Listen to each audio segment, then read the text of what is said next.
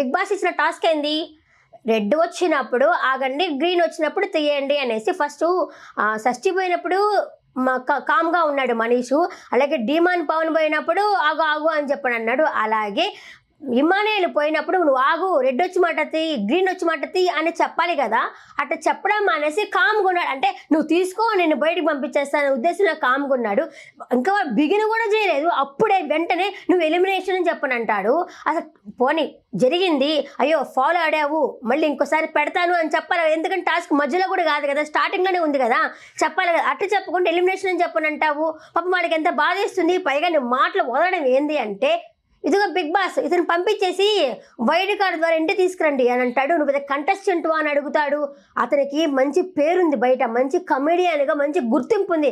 మనిషి నీకేముంది ఇక్కడ? ఓ గుండోడు అనే పేరు తప్పితే ఇంకేమీ లేదు. గుండు మీద ఒకటేయాలనిపిస్తుంది నాకైతే. ఏమీ లేదు కదా, అంత నీదే అనుకుంటావు. బిగ్ బాస్ మొత్తం నీదే అనుకుంటావు. నువ్వే రెండే బిగ్ బాస్ అనుకుంటావు. నీ మాటలు వదిలేది మాత్రం నాకైతే అస్సలు ఏమీ నచ్చలేదు. ఏంది ఆ మాటలు వదలడం అయితే? నువ్వు కంటెస్టెంట్ అయితే నువ్వు పెద్ద కంటెస్టెంట్వే. నేను శ్రీమికు ఎలా సెలెక్ట్ చేస్తారో మాకైతే అర్థం కావట్లేదు. వేస్ట్ సంచాలక బిహేవ్ చేసి తుప్ప సంచాలక అసలు నువ్వైతే.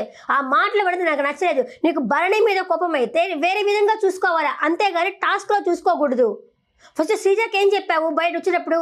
నువ్వంటూ గెలిస్తే నువ్వు ఎక్కడికో వెళ్ళిపోతావు శ్రీజ అంటే శ్రీజని గెలిపించడానికి ఎంత చేసావా? లేకపోతే భరణి మీద కోపంతో ఏం చేసావా? భరణి లోపలికి వచ్చి చపాతీ ముక్క అన్నాడు, తింటానని చెప్పాడని అతని మీద పగబట్టినట్టున్నావు నువ్వు. భరణి మీద కోపంతో చేసావు, నాకు అర్థం కావట్లా. నువ్వు మొత్తానికి భరణి మీద కోపంతో ఇమ్మని గెలవనీయకుండా చేశావు.